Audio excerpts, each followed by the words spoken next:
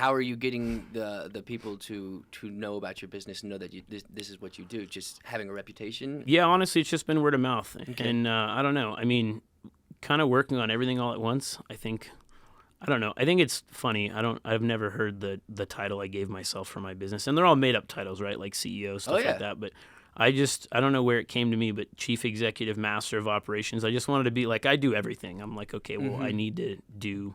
Haven't done any marketing or anything like that yet, but just doing a lot of admin stuff, like taking care of like estimates, stuff like that, billing people, writing proposals, right, things like that, and then just going out and doing the work as a one-man show. Some would say I have a job, not a business, but yeah, because you're working in your business, not on your business. A lot of people say that. That's a very common thing. Well, actually, it took me about 2 years to get consistent work. I mean, consistent money coming in. And it's been consistent ever since October of 2021. That's awesome. Which is crazy because that's almost a year now. You know, it's coming up on a year in a few months. And so it's like, and just a few months ago, not even a full few months ago, maybe just 2 months ago, a month and a half ago, is when I really started organizing and seeing things from an overarching branch and really breaking things down into all their aspects of everything. And I could tell you how many days since the last time I contacted my first client. I could tell you, not my first client, but one of my first clients.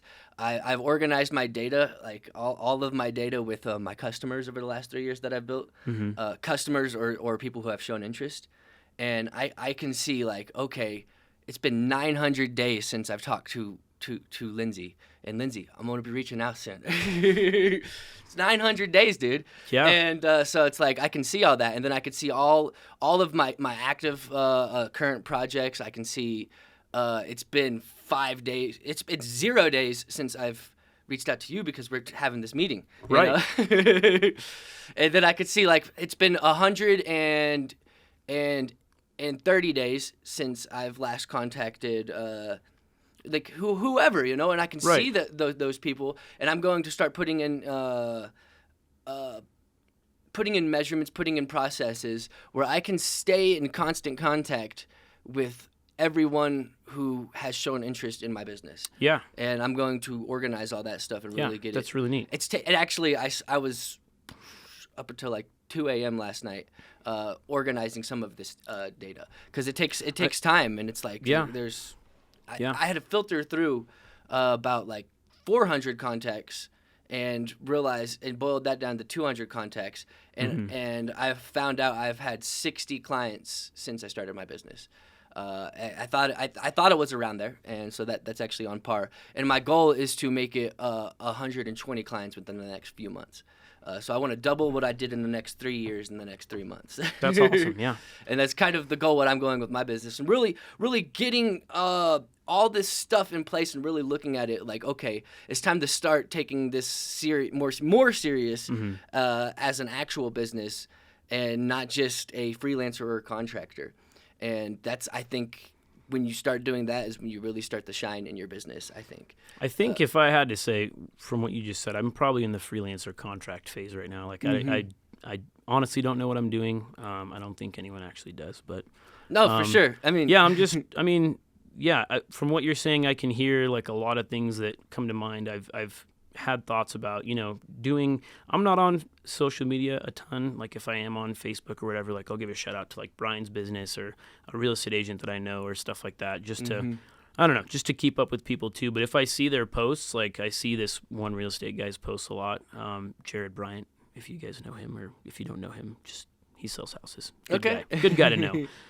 But his posts are always on Facebook, and it's hard not to be like, oh, hey, like, and give him a shout out and stuff. And I think, I don't know where I heard it or, where I kind of gathered it from, but I think a lot of people confuse and complicate a lot of like the marketing side of it.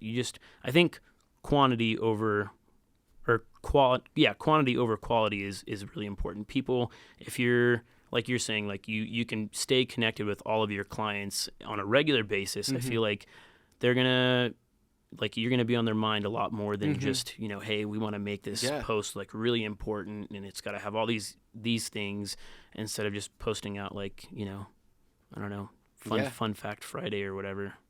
Yeah, and like doing Something the content, simple. it helps people stay of mind, and that's one beautiful thing about social media is that you can kind of have those last touch points at scale. Kind of how when I post things, I stay top of mind with a lot of people, you know, because it helps. I'll actually need to follow up with someone, and I'll make a piece of content or post a piece of content, and then they'll reach out to me before I even have to follow up with them, you know. So and that's the beauty of that.